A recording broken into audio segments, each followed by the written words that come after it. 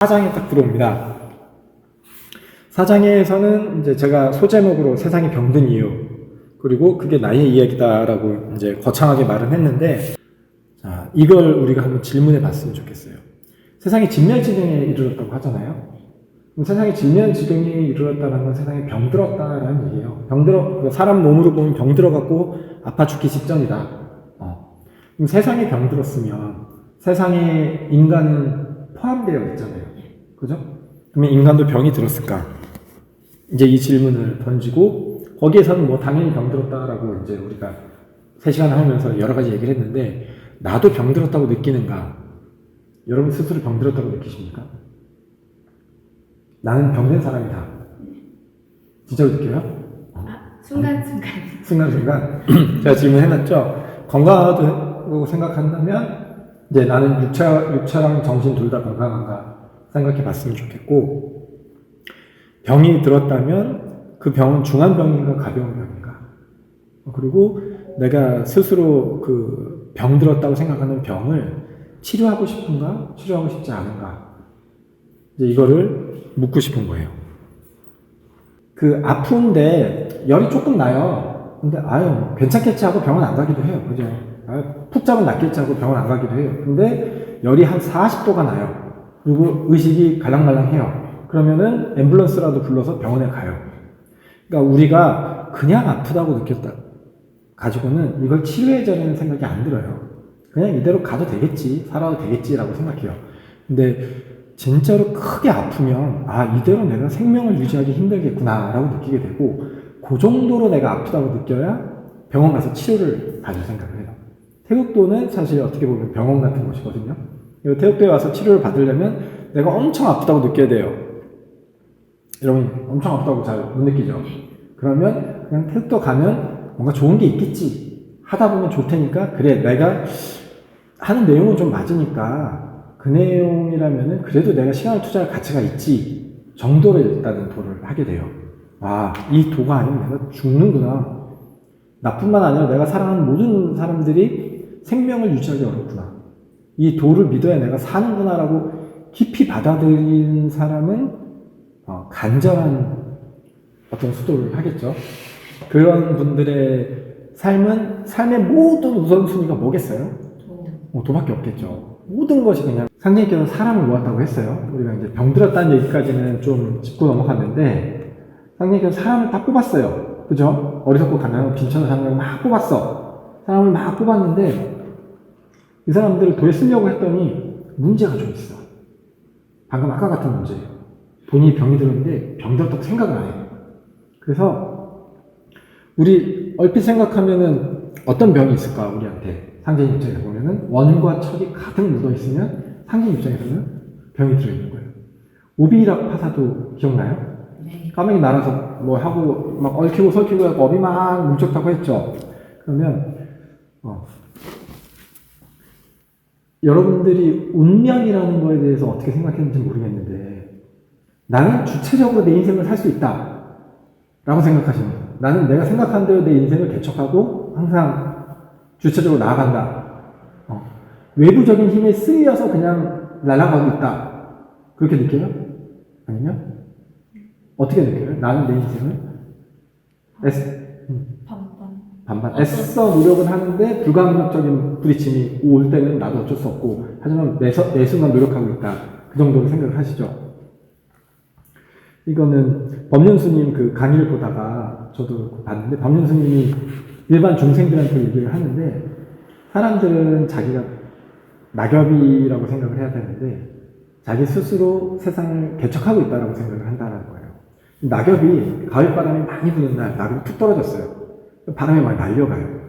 바람이 일로 날아가, 낙엽이. 그때 나는 내가 낙엽이에요. 난 절로 가고 싶어라고 스스로 받아들여. 그러면 바람이 날려 이쪽으로 갈 때 나는 내 의지로 절로 간다고 생각해요.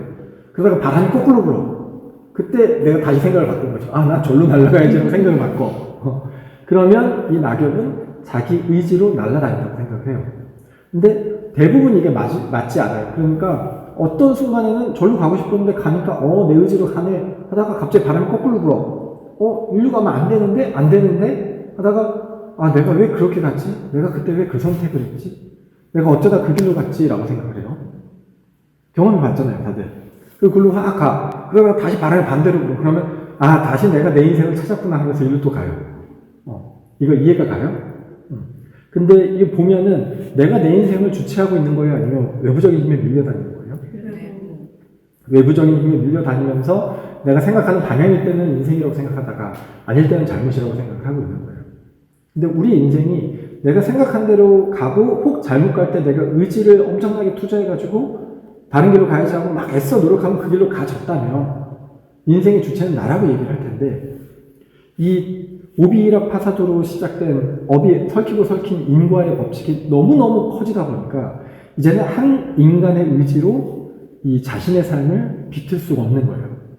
바람 앞이 이렇게 날리는 것이 중생의 삶인데 내가 내 의지로 살고 있다라고 착각을 한다. 이게 이제 법륜스님 말이었어요. 여러분들 우리가 도를 닦고 왔는데 상대님께서 사람을 써야 되는 거예요. 이 사람의 의지로 이 사람의 도를 쫓아서 살아가야 되는 거예요. 근데 봤더니 사람들한테 뭐가 있어? 업장이 가득해. 그래서 자기 의지나 자기 생각으로 인생을 주체적으로 살 수 있는 힘이 없어. 그럼 어떻게 해줘야 될까? 이거를 닦아줘야 되는 거예요. 깨주고 닦아줘야 되는 거예요. 그래서 이 사람들을 쓸만하게 만들어야 이제 천지공사에 참여를 하든 뭘 하든 할 거 아니에요. 여러분들 일 시킬 때 직원을 뽑았는데 지병이 있었어. 그래갖고 내일 수술한대. 그러면 수술을 하고 회복된 다음에 와서 일 시켜야 되는 거잖아요. 이런 상황이라고 보시면 돼요. 근데 본인이 아픈지도 몰랐어. 상태가 이상 병원 갔더니 막 이렇게 된 거예요. 그게 상대님 상황인 거예요. 딱 어리석고 가난하고 빈천한 사람들을 딱 데려다 놓고 상제님 일을 하려고 봤더니 이 27절에 팔이 죽은 귀신의 원망만 붙으면 3개 공사가 아니에요. 원망이 하나도 없는 존재를 써야 돼요. 근데 인간들을 봤더니 원망이 다 붙어 있어. 그럼 어떻게 하겠어? 원한이 없고 깨끗한 사람을 만들어야 되는 거예요. 그래서 28절부터 59절까지 끝까지 내용이 거의 다 사람이 어떻게 살아야 되고 뭘 어떻게 해야 되고 막 이런 내용들에 대한 정의예요. 그러면 앞부분에 무슨 내용이 있느냐? 일단 가장 큰 얘기가 두 가지가 있어요. 하나가 백남신 얘기예요. 백남신이라는 분은 우리나라 뭐 3대 거부였대요. 그러니까 지금으로 보면은 뭐 현대 회장 정도? 이렇게 되는 거예요. LG그룹 회장 정도 되는 거예요. 그러면 돈이 엄청나게 많은 분이잖아요. 그분이 이제 뭔가에 하얗게 걸린 거죠. 이제 요거 딱 걸려서 이대로 가면은 재산 몰수당하고 죽게 생긴 거예요. 그때 상님한테 와서 비는 거죠. 그러니까 뭐라고 하냐면 10만 양을 나한테 줄 수 있느냐. 이게 이분 재산은 3분의 1 정도 되는 것 같아요. 그러면 만약에 60조 자산가였다라고 생각하면 20조를 나한테 줄 수 있느냐 묻는 거예요. 근데 여러분들 생각할 때 진경에서 본 내용이니까 그래 목숨이 중요하지 20조가 중요해라고 생각할 수 있는데 실제 돈이 많아지면 돈도 의지가 있다 이런 생각 해봤어요? 만물엔 다 의지가 있어요. 만물엔 다 물질은 다 의지가 있고 돈이 많아지면 내가 지금은 로또에 당첨되면 내가 돈을 아주 지혜롭게 잘 쓸 것 같은데 로또에 당첨된 사람들이 거의 다 패가망신하는 이유 중에 하나가 돈이 가지고 있는 정신이라는 게 있어요. 그럼 이 돈에는 자 사람들이 로또를 사는 기운이 거기 다 묻어 있어요. 로또를 살 때는 내가 이 돈을 가지고 1억 1,000원을 갖고 후회시켜야지라는 마음들이 다 묻어 있는 거예요. 그래서 그런 묻어 있는 돈이 내가 가진 의식보다 훨씬 더 큰 의식이 돈이라는 물질에서 나한테 왔어. 그럼 내가 이걸 다 해낼 수 있느냐? 이게 관건인 거예요. 지금 다 할 수 있을 것 같죠? 근데 실제로 제가 경험했던 얘기인데 그게 안 되더라고요. 특히나 올바른 일을 하면서 가기에는 돈이 많은 사람들은 이게 참 어려웠어요. 어떤 분이 저한테 직장을 좀 옮기고 싶은데 이게 잘 옮겨지면 내가 선물 많이 모시겠습니다. 신고를 드려주세요. 신고를 잘 드렸어. 직장이 옮겨졌어. 선물을 더 모셨어. 그러더니 나중에 제가 이제 개인 사업을 하려고 하는데 이게 뭐뭐뭐 하는데 이것만 잘하면 제가 선물을 더 올리겠습니다. 그래갖고 신고를 잘 드려줬어. 그랬더니 딱 해갖고 선물을 더 모셨어. 근데 이분이 나중에 욕심이 많이 나더니 제가 여기서 뭔가를 조인해가지고 뭔 판매를 하면 월수입이 1,000만 원 이상은 아주 쉽게 벌 것 같은데 잘 되게 해주십시오 하고 제발 신고를 드려달래요. 신고를 드렸어. 잘 됐어. 그 다음에 성금을 안 오시네? 사업이 망해서 안 모신 거야, 이해를 가. 근데 성공하면 잘 됐어. 왜 성공 안 모실까요? 욕심이. 맞아요. 근데 그 사람의 욕심일까? 물론 그 사람의 욕심도 있죠. 근데 이 돈이 가지고 있는 무게라는 것도 있고, 물질은 다 그런 것들이 있어요. 그래서 옛부터 선비들은 안빈낙도를 얘기했던 게, 부유하고 낙도하면 안 돼요. 근데 가난하고 편안해서 이제 그렇게 한다라는 편안한 도를 추구하시는 분들의 삶을 보면은 그냥 지금도 뭐 그런 분들 많이 있죠. 미니멀 라이프 하시는 분들. 가진 것 자체가 사념이고 무게고 그런 것들이었다. 여튼 백남신이라는 분은 부호니까 얼마나 돈이 많았겠어요. 그러니까 이분이 가진 자산의 3분의 1 내놔라라고 했을 때, 아유, 내가 내 돈으로 해결하면 해결했지. 그 돈이면 여기저기 뇌물 주고 한 절반은 남기면 여기서 빠져나가도 많은데 내가 뭐 별별 생각이 다 들 수도 있잖아요. 근데 이분은 돈을 탁 내요. 그죠? 그 탁 낸 돈 상대님께서 쓰신 게 아니라 그냥 불태워버렸어요. 그러면 상대님께서는 돈을 받은 걸까요? 뭘 받은 걸까요? 어떤 마음일까라고 하면은 이제 이 사람이 돈을 계속 목적한 삶으로 상대님 옆에 있을 수는 없어요. 그죠? 돈이 삶의 우선순위인 사람은 돈 벌러 가야 돼요. 도가 삶의 우선순위인 사람은 도 닦으러 오면 돼요. 근데 이게 우선순위가 바뀐 사람들이 괜히 도에 있으면 서로 피곤해요. 그죠? 본인도 가슴에 있는 게 채워지지 않으니까 도에 있는 시간이 낭비일 거고, 도에서도 사람을 케어하고 이 사람을 바른 길로 서포트해야 되는 것 때문에 계속 권면을 하는데 이것도 낭비가 되잖아요. 그 사람한테 잔소리밖에 안 되잖아요. 이 도에, 그러니까 그 사람이 틀리고 맞고가 아니라 좋아하는 일을 하게끔 해야 돼요. 공부가 좋은 사람은 학교에 가는 거고. 그렇잖아요. 그렇게 해야 서로 낭비가 없는데, 상님 앞에 이 사람이 도를 하겠다고 오는데, 이 사람은 돈에 대한 욕심이 그대로 있으면 더 이상 도를 갈 수 없어. 그런데 그냥 뭐 돈 내놔라 하면은 안 될 수도 있겠지만 이 사람이 화학에 걸렸을 때 풀어달라고 할 때 그 돈을 받아서 이제 그걸 풀어주게 됐죠. 근데 또 이제 장효순이라는 사람이 나와요. 이 사람은 어땠는지 한번 봐봐요. 이 사람은 뭐 상님 믿는 사람은 아니었어요. 동네 건달 같은 사람이었는데 그 소문 듣고 와가지고 저기 살려주십시오. 그랬더니 냉수나 먹이라라고 했더니 가서 냉수 먹였더니 애가 죽어버렸어요. 그러니까 처음에는 멱살을 잡고 사람 죽였다면서. 내가 이 사람 신통력을 아는데 흙을 먹였어도 살 사람인데 이 사람이 내 자식을 죽이려고 해갖고 지금 물을 먹였다라고 이제 해가지고 손자였나 자식이었나? 손자죠. 네. 그래갖고 이 사람 상대는 신고하려고 막 가다가 갑자기 풀어주잖아요. 미안하다고 사과를 하고. 근데 그 이유는 돈 때문에 10만 년 발달한 소문이 들어가지고 손자 죽은 걸 빌미로 삼아가지고 이제 돈을 뜯어내려고 그렇게 했던 거예요. 그럼 이 사람 마음이 뭐가 있는지 빨리 보이죠. 굉장히 비교가 된 두 사람이 앞쪽에 있어요. 한 사람은 돈이 많은 사람이었는데 자기 것을 남김없이 주면서 도의 목숨을 구하고, 한 사람은 애가 이제 거의 죽음의 경각이 달렸을 때도 욕심만 차리다가 결국 애가 죽었는데 남탓하다가 이제 폐가 망신하고 이렇게 되는 것들이 이제 보여주게 돼요. 이게 사장이 그런 의도로 이게 순서가 그렇게 만들어진 것 같진 않아요. 근데 묘하게도 지금 쓰여진 순서로 보면은 도를 하려고 달려들었던 사람들의 마음을 아주 극명하게 보여주는, 이게 우리들 마음이잖아요. 도를 어떤 인연이 됐든 상계님 소식을 듣고 거기에 뭐 허황된 꿈이 됐든 뭐가 됐든 와가지고 이제 도를 하겠다고 온 거예요. 하겠다고 왔더니 이 사람한테 헛된 거는 좀 떼줘야 되는 거예요. 마음이 부풀어가지고 망상 같은 도를 꿈꿔. 그럼 그걸 좀 바꿔줘야 되고, 이 사람이 바른 도를 꿈꿀 수 있도록 가르쳐줘야 되고, 이런 과정이 필요한 거예요. 그래서 이렇게 하려고 했더니 자기 욕심을 끝까지 부리는 사람은 그냥 욕심대로 가게끔 될 수밖에 없는 거고, 자기 것을 포기하고 도의 답과 생명을 구하는 사람은 그 길로 다시 이끌어주는 장면을 우리가 그래서 보게 되거든요. 그러면 지금 상대님 앞에 들어온 사람들을 상대님께서 쓸만하게 바꿔주고 계시는 게 아닌가. 4장쯤에 그러니까 천지공사가 9년 동안 일어난단 말이에요. 그 중에 네 번째 해란 말이에요. 그러니까 요때쯤에는 이제 사람을 모았고 그 사람들을 이제 쓸만하게 바꿔야 나머지 공사들을 착착착착 해나갈 수 있는 그런 시나리오가 이어지지 않을까라는 생각이 들어서 자, 그래서 백남신의 관액과 효순의 난 이렇게 제가 한번 정리를 해봤고요. 그 뒤에 있는 27절부터 59절까지의 내용을 제가 좀 항목별로 정리를 좀 해봤어요.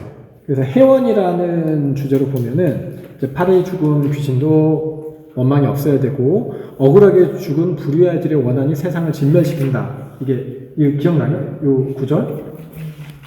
그 원수는 악으로 갚지 말래요. 그리고 내가 때린 사람의 손을 어루만져 주래요. 원수를 은인같이 여기래요. 왜 원수를 은인같이 여겨야 됩니까? 억닥할 기회를 주. 억닥할 기회를 줘서? 다 그렇게 생각하세요? 이게 오비락 파사도의 딱 그 순간이잖아요. 포수가 총을 딱 쏴려고 하는데 저기 노루가 이렇게 있는데 거기서 멈춰라 딱 이 순간이잖아요. 거기서 멈춰야 된다라는 거죠. 근데 멈추지 못한 다음에 만난 거죠. 만났더니 그 노루가 사람이 돼갖고 나한테 와서 뺨을 한 대 딱 때리는 거예요. 딱 맞는 순간에 뭔 놈이 하면서 얘를 이제 잡아 죽이려고 딱 하는 그 순간에 상계께서 말씀하신 거죠. 너 전생에 얘를 쏴주겠어. 뺨 한 대로 갚는 거는 싼 거야. 고마워해. 너 그대로 가잖아? 그냥 어차피 다 죽는 거야. 이제 이 숨겨진 메시지가 그거잖아요. 그러니까 원수를 악으로 갚으면 안 돼. 누가 와서 뺨을 한 대 딱 때리는데, 아이고, 지금까지 걸어오신 인과에 의해서 제 뺨을 때릴 수밖에 없는 이 속상하신 마음을 충분히 이해합니다. 제 뺨을 때리나 얼마나 손이 아프셨습니까? 하면서 손을 어루만져 주래요. 그럼 업이 풀린대요. 여러분 할 수 있어요? 난 못해. 난 못하겠더라고요. 옛날에 내가 했던 얘기인데, 방송에서 했던 얘기인데요. 그게 좀 비슷한 상황인 것 같긴 해요. 자전거를 막 타고 가는데 도로에 차가 막혀갖고 이제 인도에 사람이 많아서 도로가로 싹 빼가지고 자전거 타고 가는데 가만히 서 있던 택시가 갑자기 문을 팍 여는 거예요. 그리고 나는 쾅 하고 부딪혀서 넘어졌어요. 넘어지자마자 이제 택시 기사가 나오는데 막 욕을 하면서 무슨 경찰을 부른다느니 뭐 어쩌다느니 막 심한 욕을 하는 거예요. 근데 우리 조상 때까지 막 거슬러 가는 욕을 막 하는 거예요. 자, 경찰에 신고를 하죠. 그러면 이렇게 이제 나도 순간적으로 너무 놀래가지고 이 사람이 이렇게 화내니까 이 사람이 맞는 줄 알았는데 내가 비록 자전거 타고 도로에 간 건 잘못이지만 그 도로 쪽에 있는 문을 함부로 열어가지고 보행자를 다치게 한 거잖아요. 그래서 나도 자동차 운전을 하는 사람이니까 이 사람이 훨씬 잘못했다는 게 이제 나중에 인지가 되더라고요. 그래가지고 그래요. 경찰 부르시다라고 이제 제대로 막 하려고 했는데 갑자기 왜 그 생각이 났는지 모르겠는데 나는 부산지부 방면 회의실에서 앞에서 사물을 보고 있었잖아요. 지금도 이제 대강에서 사물을 보고 있는데 사람들이 누군가를 포독해서 늘 데리고 오는 것이잖아요.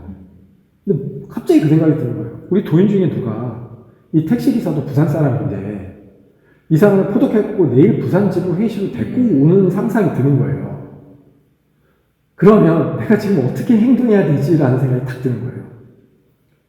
충분히 있을 수 있는 일이잖아요. 나는 당연히 일어날 수 있는 굉장히 높은 확률로 일어날 수 있는 일이에요. 근데 갑자기 그 생각이 드는데 내가 여기서 이 사람한테 막말을 해도 되고 방금까지 했던 것 같고 고소를 해도 되고 다 해도 될 것 같은데 그랬을 때 이 사람이 만약에 누구한테 태극도 얘기를 듣고 태극도는 좋은 곳이다 라고 얘기를 들어왔는데 그 앞에서 내가 이렇게 사물을 보고 있으면 야, 무슨 도고 무슨 하나님 있는 곳이야 라고 생각할 게 너무 확연하게 느껴지는 거예요. 왜 그런지 지금도 모르겠어요. 그래서 내가 오히려 괜찮냐고 사과하고 그 사람한테 차 수리비로 2만 원을 주고 왔어요. 이 사람이 2만 원을 왜 받냐면 자기가 돈을 받았다 그러면 과실해서 내가 더 과실을 안 했다는 거예요. 원래 보행자를 쳤으면 내가 병원 가가지고 누워버리고 그러면 훨씬 많은 돈을 물어줘야 되는데 그것 때문에 이 사람이 2만 원을 받아가더라고요.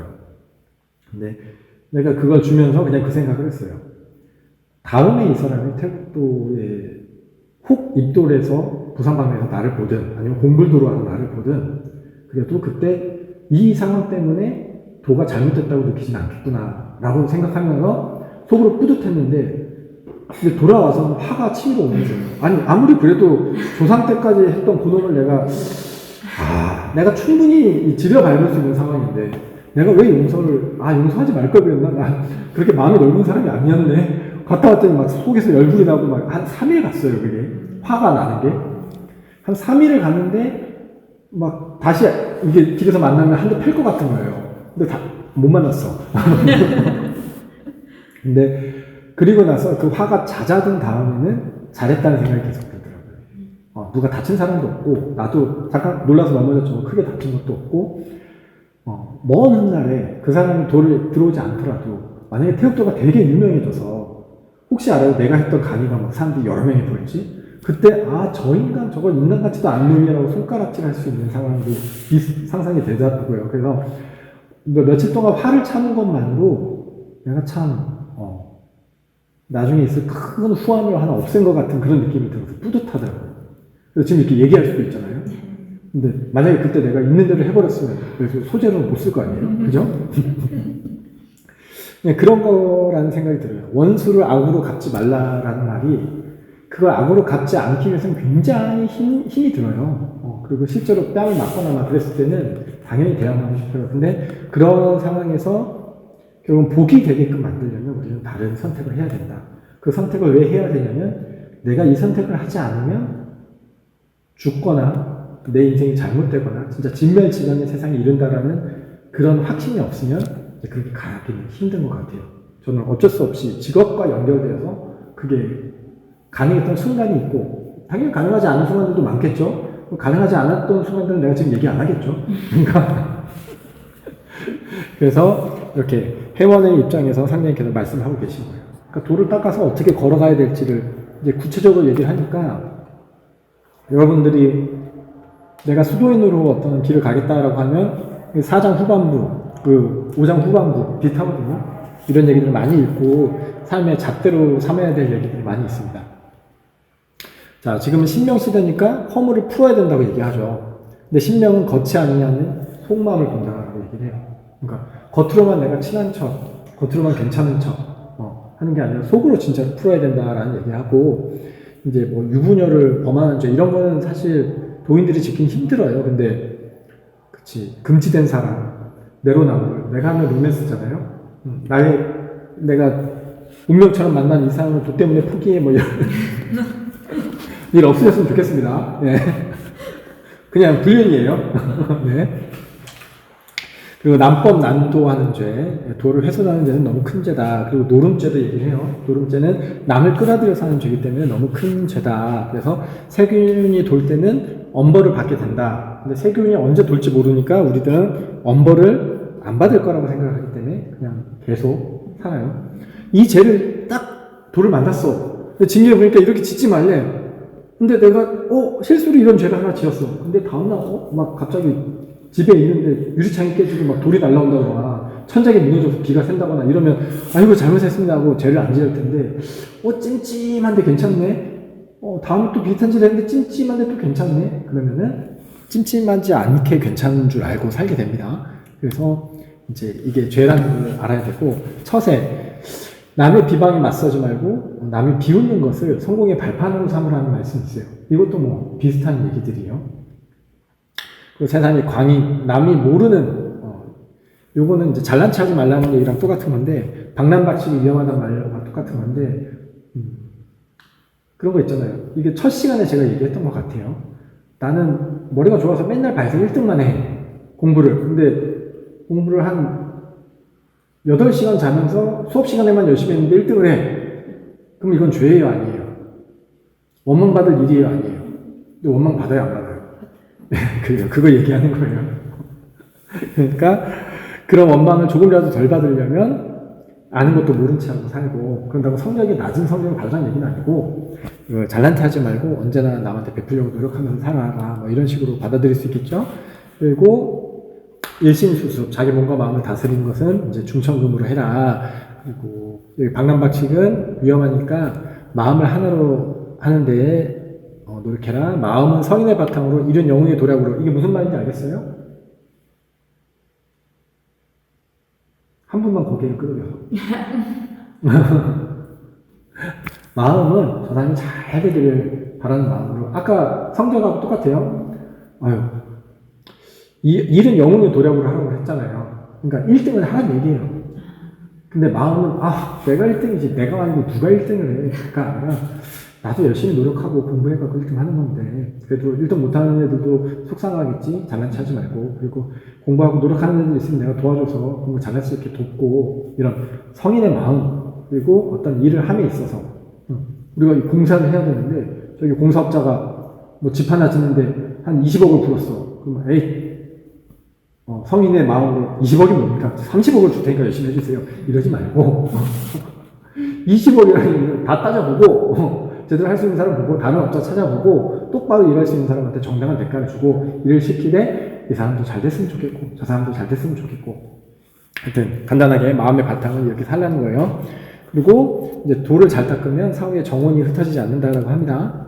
그 원리, 상제님께서는 이제 여러 가지 원리를 쓰니까, 상제님을 믿고, 올바른 시대를 한번 살아가라라는 다양한 내용들로 이제 정리가 됩니다. 사장의 내용은 많지는 않아요. 그래서, 이렇게 한번 정리를 해봤어요. 그래서 앞쪽에 있는 내용부터 돌을 만들려고 온 사람들이 이제 이 원과 척과 이런 것들을 어떻게 풀 수 있는지, 그리고 풀어가지고 이제 쓰려고 하시는 그런 장면들로 저는 생각이 되어서 이렇게 정리를 한번 해봤습니다.